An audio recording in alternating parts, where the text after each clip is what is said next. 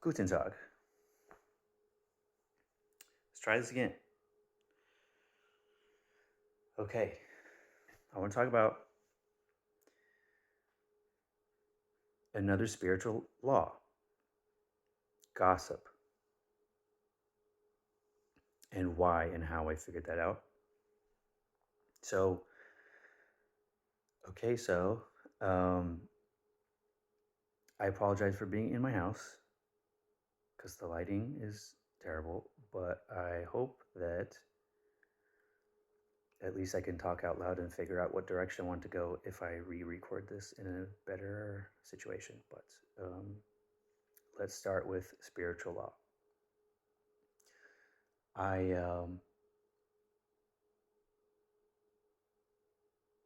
I learned this very slowly. And the first thing I'll say is bad habits are contagious. So whoever you hang out with, if they have a bad habit, you will get that bad habit. And I'll give an example is that, I'm the example. I'm the example. It's me. Like I've had such an interesting life where I didn't have a drink at all until I was 27. First sip of alcohol. Never intended to. And then of course I have an excuse of I thought the world was ending and I got a diagnosis that I was basically dying within 4 years. And I just decided, with no belief that I could fix it. Modern medicine said kidneys don't heal, which I've come to find out is not true just because I've done my research with my own body, but it's neither here nor there. I picked up the bad habits of other people. And you start to look for habits when you are looking to either belong, to people please, escape.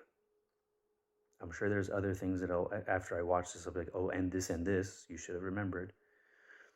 And I learned not just from examining myself, I examine other people's lives as well.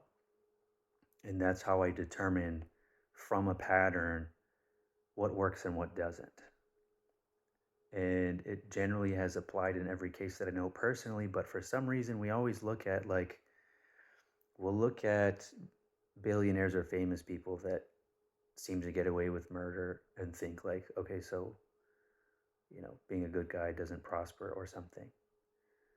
But in my own personal life, for instance, the people that take advantage of me or steal or cheat or whatever, I noticed that if I hated the person or wanted revenge, I suffered. My life suffered. My work suffered. Business, personal relationships, everything suffered because I was holding on to this vibration of hate, which does nothing for me.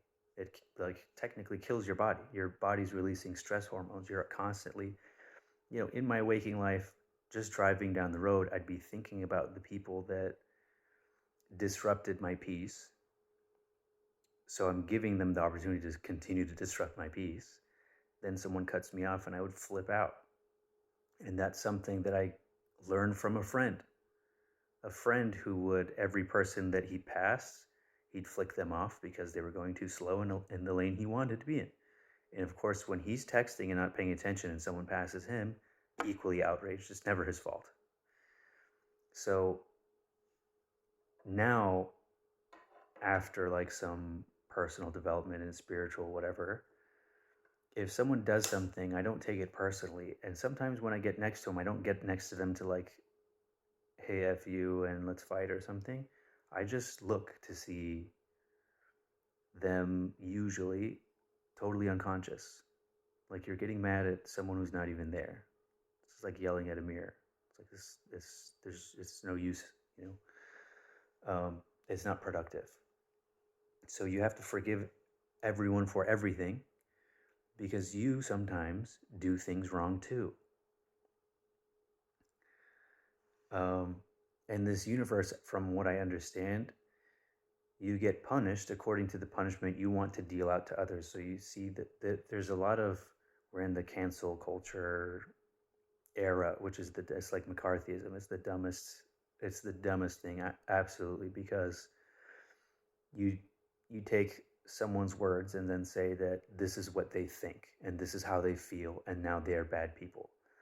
And that whole exercise is retarded. It's absolutely retarded. It doesn't make any sense. And it's backwards. And it implies that you yourself, you are Jesus, you are God, you are perfect, and you've never messed up in your life. That's don't throw stones when you live in a glass house. Like, it's a very obvious thing, yet it escapes most people.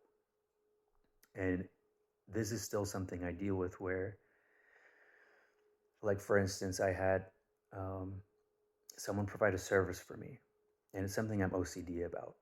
I'm very OCD about, like, my everything has to be symmetrical. My body is actually very asymmetrical, which is hilarious. But someone provided a service for me, and the man is going through a divorce, and he did something. He messed up in an irreversible way. And when it has to do with my body, like, for instance, imagine pulling the wrong tooth, how much that would annoy you. That's the level of, I'm not going to say specifics because I don't want anyone to hate the man. And as I examined his life, and we did business together, I purchased his product. He was always he knew, what I do, but he was always like, well, I don't know if you're good or not because I've never used you. It's like, okay. And I realized there was some kind of, like, he went through a lot of schooling. So he felt some kind of resentment towards me. I went through a lot of school too. I have a master's degree, you know what I mean? But he felt like I get the feeling at least, that he thought he should be above me. And not that I think I'm above him, but I feel like there was some kind of posturing there. And he wasn't paying attention to what he was doing. I initially blamed him. I was like, well, he's getting a divorce, he's distracted. But how you do anything is how you do everything. And I realized eventually, I was like, oh, this is just how he does everything. That's why he's getting a divorce as well. And I kept thinking, should I leave a Yelp review for this guy? And then I thought, I'm taking food out of this man's mouth. When you assassinate someone's character, it's the same thing as killing them. It's the same thing. So you have to take it very seriously. Are you ready to kill a person over your McDonald's order being wrong? For them not putting extra pickles on your burger? So you should be very careful with that. And I've made this mistake many times. That's how I learned. And of course, if someone says something about, like, they could feel right, and I try to. They feel right, like, I dismissed it immediately. I'm like, I do everything right. We don't want to admit if we do anything wrong. Of course, our intentions are good, hopefully. But sometimes there are miscommunications. You have to just accept that it's a fact. You can't always please everybody all the time. I try to pick my customers now, and if someone wants a refund, I just give it to them. I'm like, it's not worth my time. I make enough, and, like, here's your money back. Enjoy your life. We don't need to keep talking to each other. And I treat people how I want to be treated. But it's not always like that. And those types of people, I've been taking advantage of people in business and personal life many, many times. And when I would talk bad about them in return, I'm playing the same game they are. That's why it seemed like they always succeeded. But when I accept it, it's like, as what it is, and let go and wish them well. Like, genuinely, it's a vibration. You can't fake the vibration. Then the universe rewards me and punishes them.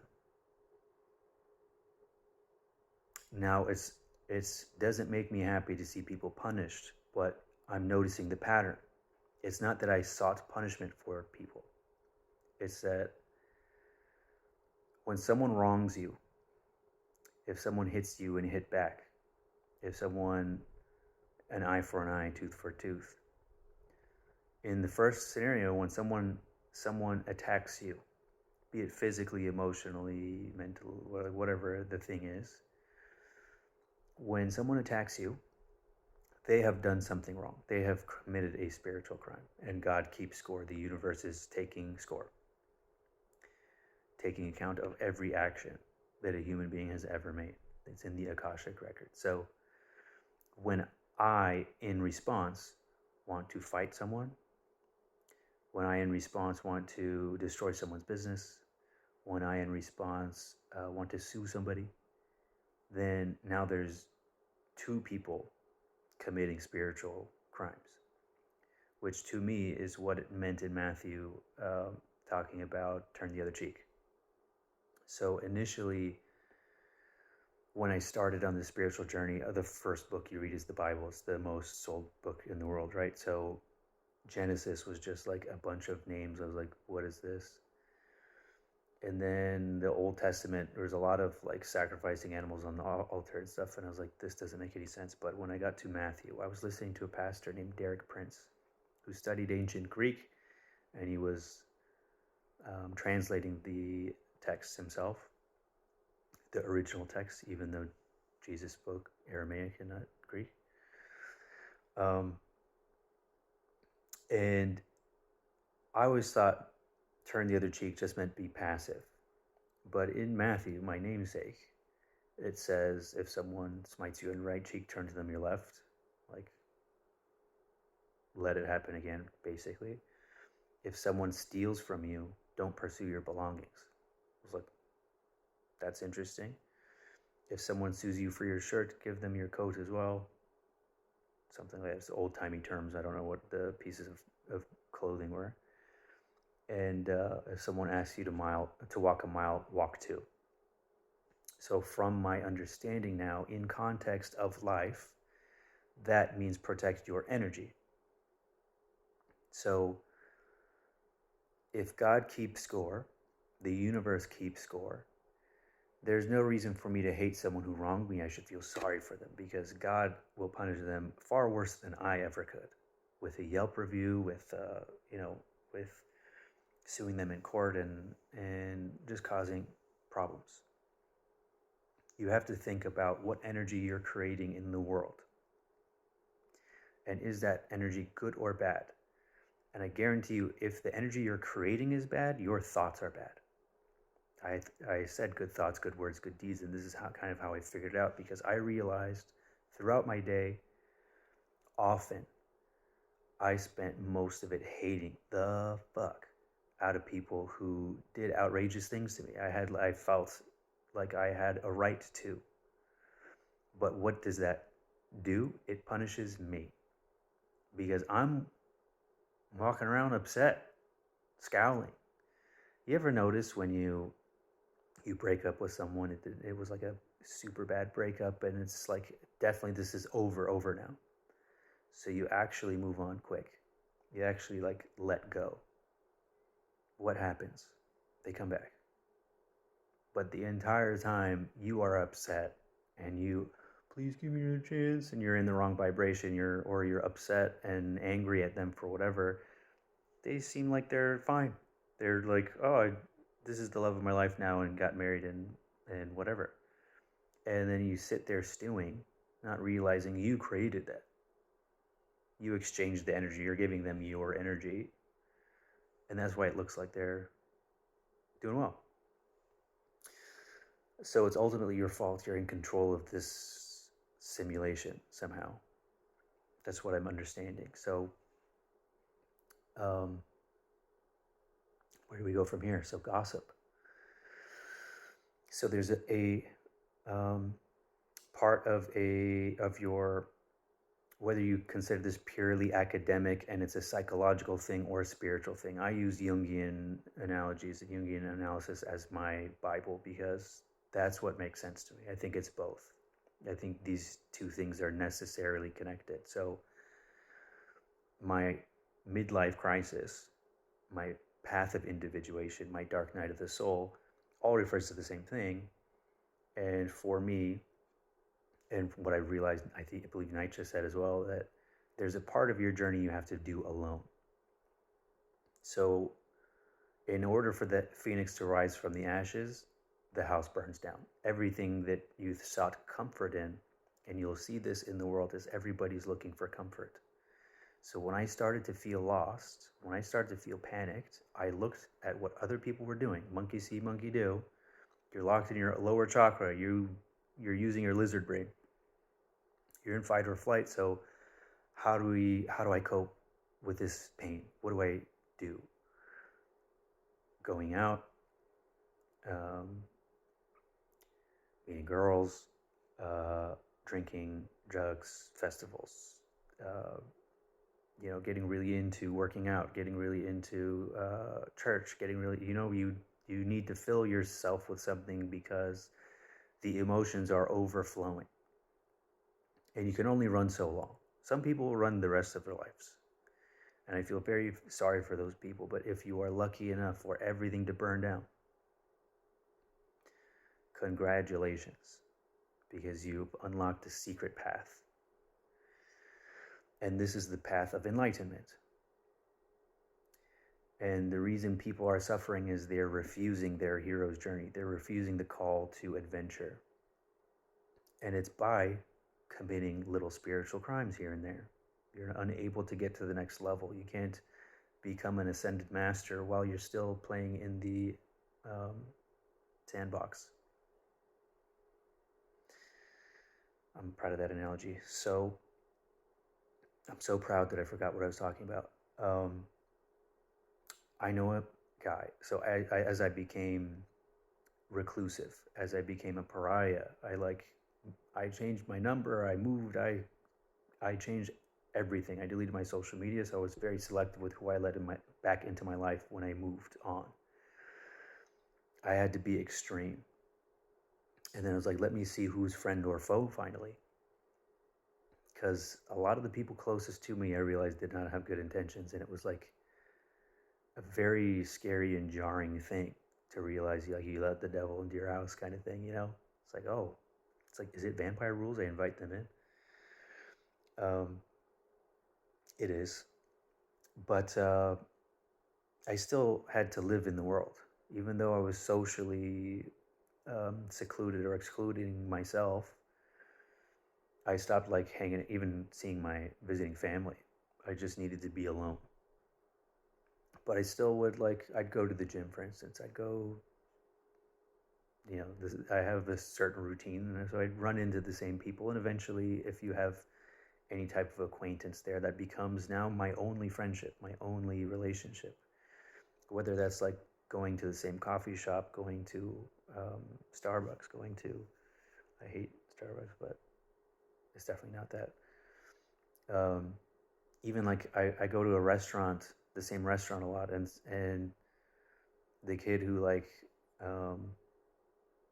rings me up will ask me questions about my work and said he saw me on YouTube and stuff. Not these, thank God, but maybe not, thank God. Maybe he should, but you just develop. Now this becomes the only relationship you have, and then if for instance someone's going through something, it is impossible for me to just be like, well, good luck with that, and then carry on, because the archetype of a wounded healer, I know what it feels like to be in pain, so I want to help. That's how the devil gets you. So I got this weird glass because the glassware I use to drink water is too small, and I don't like getting up constantly to refill. It shows you a little bit about who I am and how weird I am, how practical I am. You're weird for not figuring that out. I wish I had a giant Viking mug or something.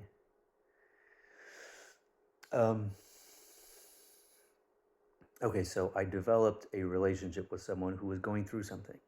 I met through a mutual friend, and we're not in the same social group. It's not someone I would ever choose to hang out with. We would have never met naturally, but we go to the same place and became friendly. And then I'm going to be very specific with not mentioning the person's name. I've been messing up constantly by trying to. I want to tell people specifically the things that happened to me so they understand how I felt. How damaging and blah, blah, blah, but it's impossible for me to tell you a specific person and you not form an opinion of that person, which is gossip and is a spiritual crime. So I'm trying to avoid that. So let's see how we go. I do have some specifics I want to say because it ties into other things that I've learned about just people. So I'll try to be specific while being respectful because it's an important lesson that I've learned. So this person's name is, just kidding. So this man was married with a kid. He and his wife had cheated on each other in the past, and he had a girlfriend who was much younger, half his age. And the relationship with both was not going well. So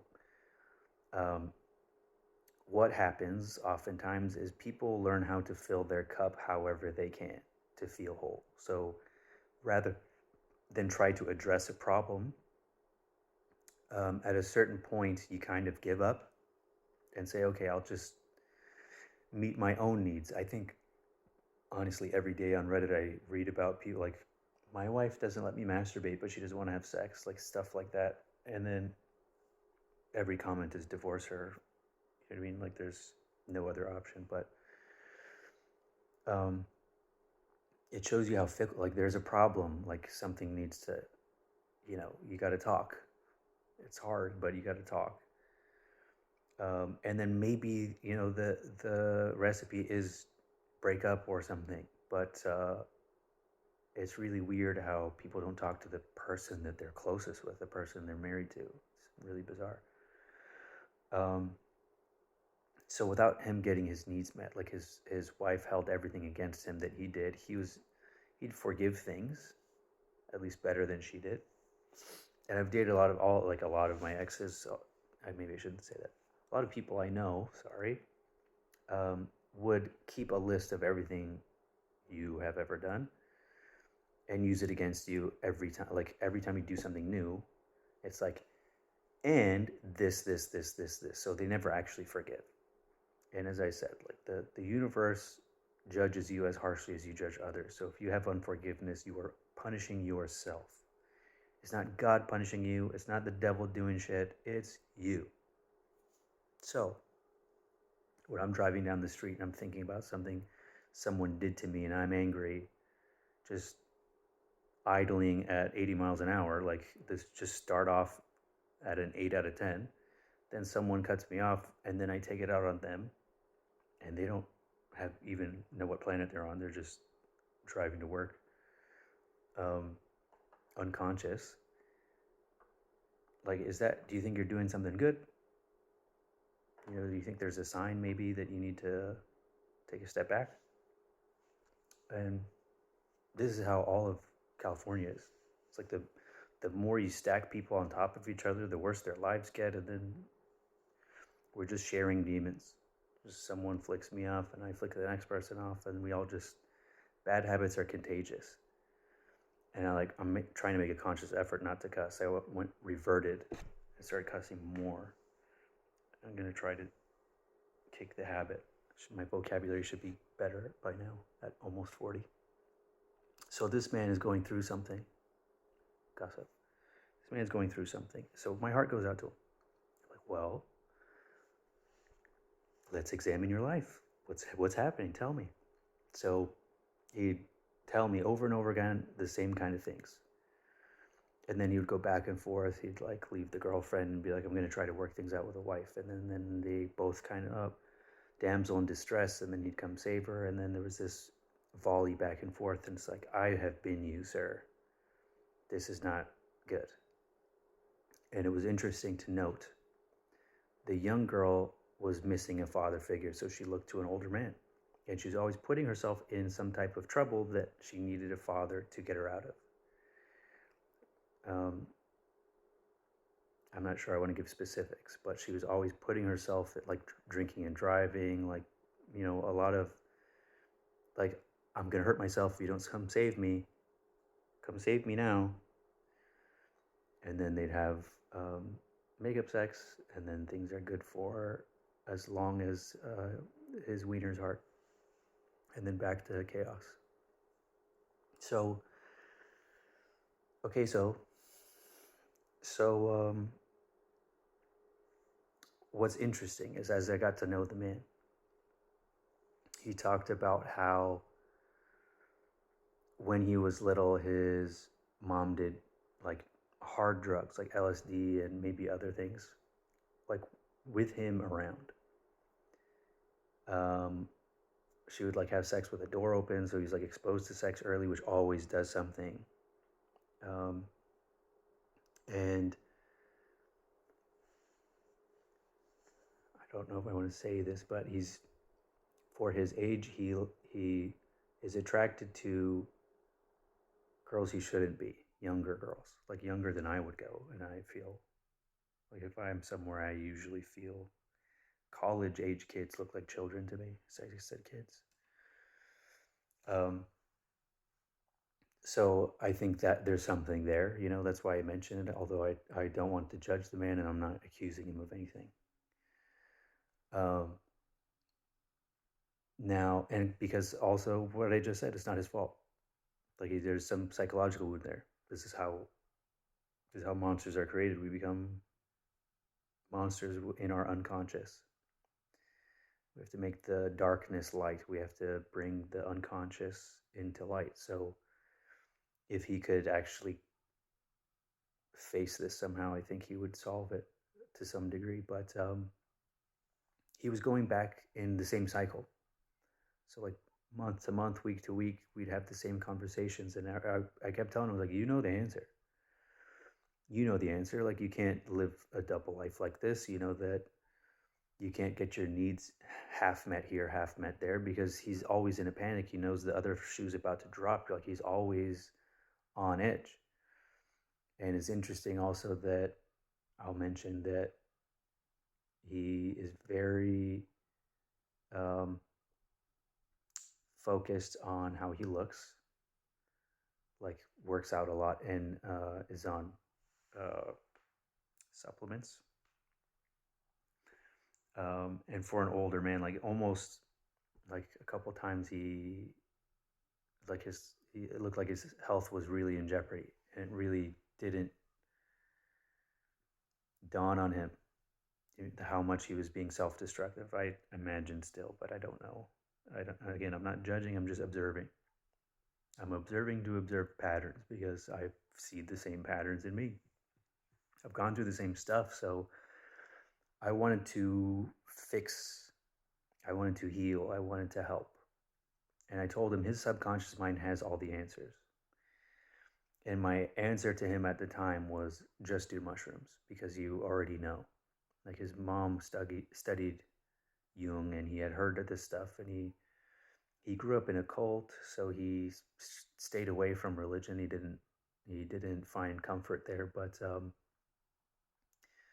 finally one day, like he was crying, like out in public, and he's like, "Okay, I'm ready to do it."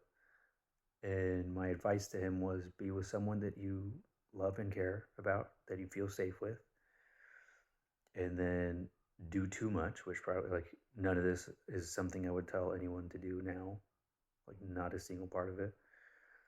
And then there there'll be a time that you're happy, there'll be a time that you're laughing and joking, and then there'll be a time where you get introspective. And it's essentially forcing you to have a conversation with your subconscious. It's like an immediate meditation. So all that happened, and this is very interesting, is he said that he saw love as a pin, like he puts an expectation on someone and then expects that his needs to get met through them. And he compared his experience to, he zoomed out of his body and saw where he needed to go. He compared it to being on a train and you're in the last car, and then all of a sudden you're at the front of the train and you have all the feelings and emotions of being enlightened and letting everything go and forgiving everybody and loving everybody and how life should be. Then you wake up, and then over the course of the next few days, you end up back where you started because you're still in the position that made you have all the bad feelings. You see where you're supposed to go, you see the direction, but it's on you to make those steps. And whether you do meditation, whether you do therapy, whatever you like, you can't skip a car. You know what I mean? You have to go through every step. And it's difficult. Now, for me, like listening to him, like finally something clicked, and all of a sudden we'd talk about real stuff. I got really excited.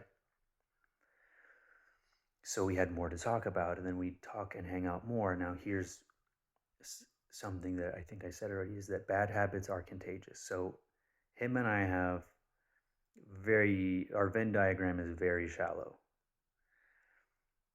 So we didn't connect on a lot of things. But as I spent more time with him, I became like him. And again, not to chastise the man, but what I noticed is if I was talking to him and I was even saying something serious, I'd be like, yeah, that's how I witnessed my entire family get burned alive. Yeah. He'd like see a girl and he wouldn't listen to anything. He'd just watch, like, did you see that? And I'm like, no, I didn't see it. I was having a serious conversation. And my reaction initially was with disgust. Like, what are you doing? Also, like, married and a girlfriend and still looking at everybody. And it's like I was judging. And then the more I hung out with him, when he'd say look, I would look, and then I'd be like, yeah, she's attractive. And then it went from like an innocent, yeah, she's attractive, to the voice in my head was like, yeah, I would do this or do that to her, just like he was saying. It's like even when he wasn't in the room, all of a sudden I would have those thoughts as if his voice was in my head.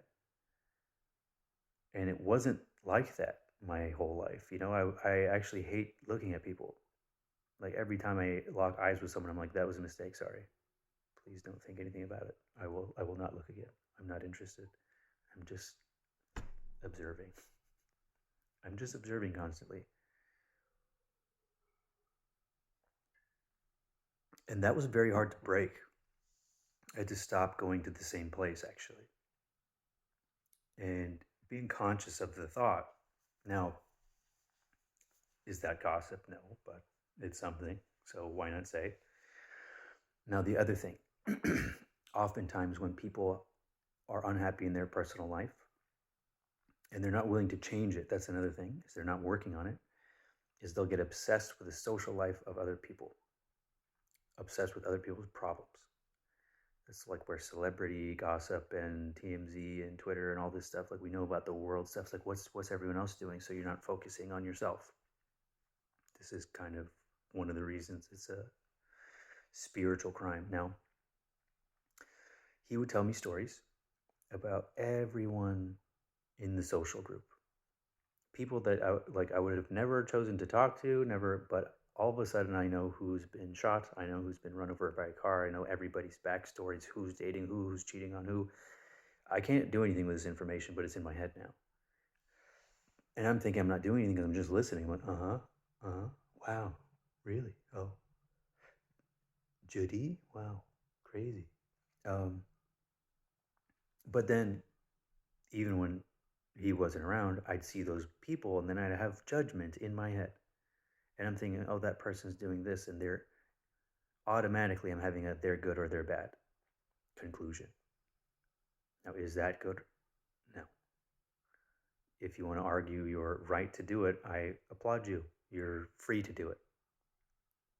But I noticed when I would take a break from this place, when I would take a break and stop going to it and stop having exposure to that vibration, the vibration of gossip, when I would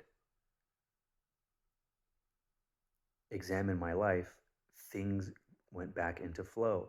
I was making more money. I was lucky. I was, however you measure it, I had more energy. Everything was going well. And then I'd go back to the place and be like, weird, that feeling is back, or everything's going wrong again. What's going on? What could it be? So the good thing about when you go on this journey and you withdraw from everything, like the only liquid I drink is water, like the specific with the foods I eat, like I stopped everything and re-examined everything that I do consume in any form, whether it's eating or watching or whatever. I'm still not perfect, but I make a conscious effort. I still have like a few things that I can cut out, I'm sure. Um, but what I noticed is I keep I keep in this high vibration where things happen for me consistently. So that is how I determined that gossiping was bad. And then also I could see that the people that gossip. Now, when I tried to attend church, especially American Christians, I don't know what it's like anywhere else, but gossip is like the main reason to go to church. Everyone knows everyone's drama, who's cheating on who. It's the same kind of thing. It's like a different high school or something. And I noticed, I went to like a very, like when I was being brought to church by people who wanted to influence me a certain way, I noticed there was a pastor that dressed exactly like me, that was very performative. Um, he related his wife eating his In-N-Out fries to Jesus, and everyone stood up and clapped. And I was like, is that what church is? Um, and then everyone was like happy to me, like, oh, his wife is like, oh, she's on drugs. She's on drugs. She's an alcoholic. They're getting a divorce. Why everybody knows that? First of all, that should be private, I think, because of this. But poor guy and poor woman. You know what happy people don't do? Kill themselves with drug and alcohol. When you spiritual bypass, whether you are religious or spiritual or somewhere in between or somewhere outside that, like there's always, once you think you have it figured out and you stop seeking the questions or answers for your questions, you are ripe for a trap. Now, this pastor, not to judge him, I don't know the man, but if the person that knows him best in this world is self-destructive, that's not speaking about them as much as it's speaking about him, because they feel trapped and they feel emotionally unable to handle or cope. So they turn to drugs, alcohol, promiscuity, whatever it is, to escape. It's escapism. It's the adult version of escapism. So when you're a child, you get into fight or flight, and especially if you grow up in a household that seems unsafe, like your parents seem unsafe, you disassociate. So all the like ADD and OCD and all these things come from trauma. We're finding out as people finally actually pay attention. In the adult version, because you already have those things, you just go deeper into escaping, and it's self-destructive. But the only way to solve this is by going through, either you can look at it academically and go through this psychological change, or see it spiritually and say, this is my spiritual awakening. I think both are necessarily true and connected. Like I'm a Jungian like follower 100%. I think that is it. It makes sense on both sides to me, purely academic or spiritually, and both are necessarily connected, I think. So um, I noticed, for instance, I know several people who are like, the family is either like they have their own religious practice, or they're very involved in their church. So the kids grow up having to think a certain way because they don't want to disappoint their parents. They're afraid of being ostracized by their community. They want to belong. They don't want to cause waves. They want to make their parents happy. Whatever it is. And the thing is, for a human being, you don't go to heaven and then say, when God asks you, like, okay, so what's the answer to the question? You can't be like, can I call my dad? if you don't actually believe yourself, it means you don't believe. You can't say you are this or you're that or you're this if you need to phone a friend, because you don't. If you don't know what you believe, you don't believe anything. You can believe Jesus was a white guy with blue eyes and you know carries an AK-47 and hugs Donald Trump. You can believe whatever crazy stuff. Which when I went to church, I thought it was all crazy. I'm like, what are you guys doing? Like, why on Easter are you going out into the fields and collecting eggs that are laid by rabbits? I was like, what is? I was like, can you show me in the book? Like, everything is just follow the culture. And then I also learned that like eat my body, drink the wine or whatever was from the cult of Dionysus. Like that was just something the pagans added into Christianity to convert more pagans. So you do all this stuff. I went to like a different mega church with someone, and then at the end they're like opening these little plastic shitty things with corn syrup and like a wafer made out of poison. And I just, as I'm hearing everybody opening it and this ritual, I'm like, this is sick. Like, these people are sick. Every single person who did it is lost, I think. I know, I think, because what the fuck are you doing? And if nobody knows the source of that, where that came from, like, you're literally doing something against the one true God, if there is one, by you are performing a ritual. And then the same thing exists on the spirituality side. Like, you see people adorned in crystals. Oh, this crystal is for this or for that or for whatever. Like, if you believe in God, God gave you everything you need. You are the crystal. Like, it doesn't make sense. I need to go buy some tourmaline. What am I going to do without my tiger's eye? Like, there's all this, like, you literally need nothing.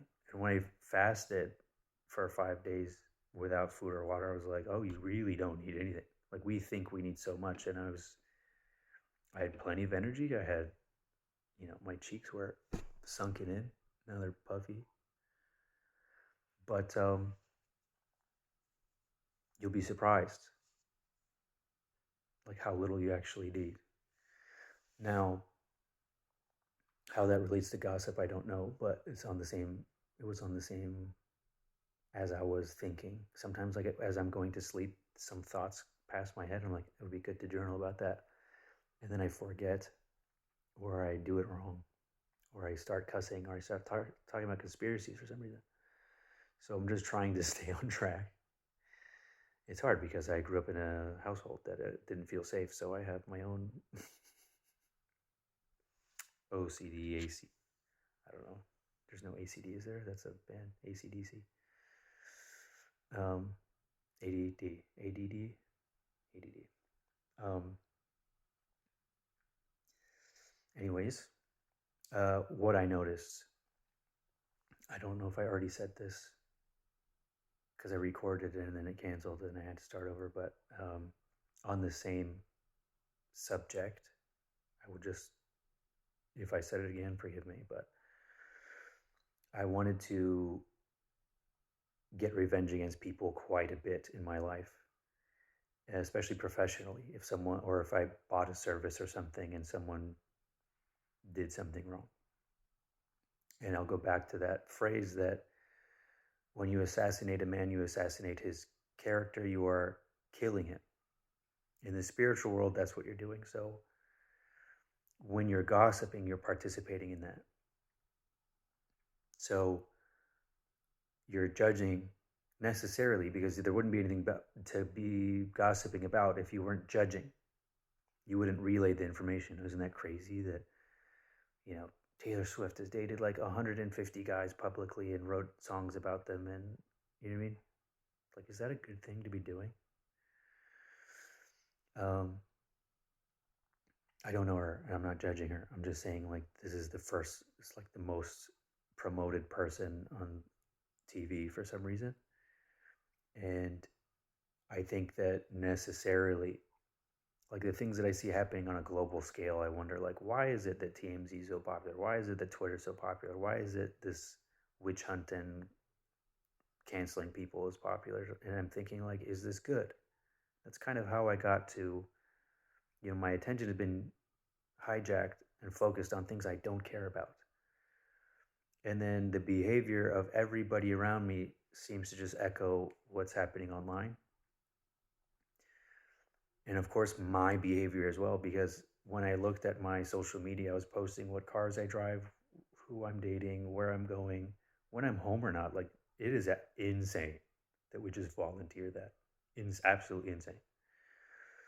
And now I'm like, I'm not even super private because, like, I post these on the internet publicly. But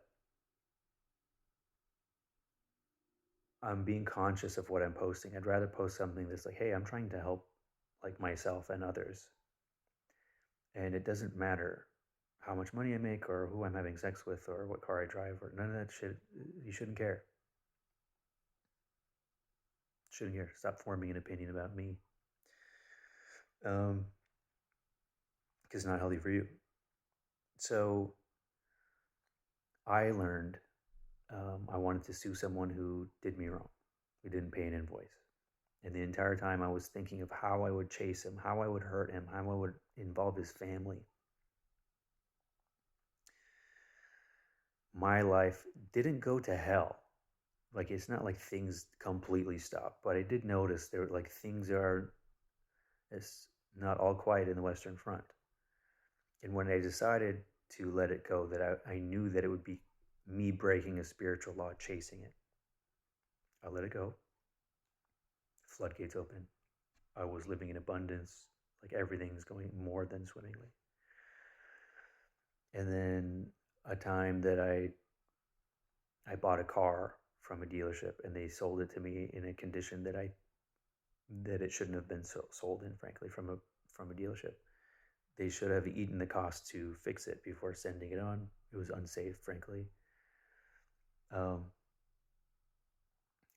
was thinking of doing the same thing. I was thinking that I need to make sure this man never eats again. Make sure his children, when they Google his name, they see my review. Ruin his relationship with like a famous celebrity client. If I become an asshole for money, I'm just an asshole. So you have to be careful with that, because you can't pretend you're a good person while you're doing bad things to people. If people do bad things to you, so be it. Turn the other cheek. But when you do bad things, you have to pay for it. That's what I learned. So when Derek Prince was talking about, there's a really good sermon on Derek Prince talking about in Matthew, turn the other cheek, and what it actually means. And it's about protecting your energy, because when I was thinking of how I'm going, like all day long, I'm thinking how to screw somebody over. That's on me. So all my thoughts are going to a bad place. How can I create chaos in this world for this person? And it's not always so cut and dry. You have to look for the proof that you're hurting yourself. But I promise you are. If this is on your mind, you're hurting yourself. If you hate a family member, if you hate someone who stole from you, if you hate an ex who cheated on you, whatever it is that you're hating, you are drinking the poison. You're expecting them to die. Now, gossip is exactly that. Gossip is exactly that. You're doing the same thing. You might think it's in fun. You might think that it's not that serious. But you decide. Like I said with the alcohol thing, like, is a drink too much? A shot? 10? Like, you decide for yourself. For me, I don't want to do anything wrong. I don't want to do anything that hurts people. I especially don't want anything to do anything that hurts me. And it's all self-destructive. Even the alcohol thing. You can only really hurt yourself. Even when you're hurting other people, you're hurting yourself. Unless you're a heartless monster. But yeah, I noticed. I noticed the effects of my life when I was gossiping, and then I look at the people that I was engaging with and becoming like, the bad habits that I was picking up. I can clearly see in their life what's going on and what's missing and what's not landing for them. And they're very. I even said this several times I had this epiphany, drugs. I was smoking weed. And I was like, how embarrassed would we all be if we knew that we get exactly what we think we deserve in life? That everything that happens to us is what we think we deserve. So if you take this idea that you can manifest anything and take it to its logical conclusion, it necessarily means that you manifested the bad things as well. If you did it unconsciously, you did it unconsciously, but that's you doing it still. And then you have to ask the question, like I've asked myself the question, I realized all the bad things that I thought taught me more than anyone, any book, more than anyone, more than anything. Like you learn more from the emotional damage that you receive than anything. Very powerful energy, our emotions. And it can motivate people to take over countries, like take over the world, like Caesar, like whoever. So when I examine the people that take part in those types of things, not that I'm judging, but especially in like the Persian community, like, I don't want to name specific people, but like it's very common for people to get around at a party and start just talking about things. You know what I mean? My mom used to tell at family parties everybody like my report card or what I did that was dumb that week, and I'd just be sitting there getting like publicly ridiculed. It doesn't feel good. I didn't like it. And then of course like you think it's normal, and then you go out and you do it to other people. That's again the nature of trauma, is you become the monster that created you. So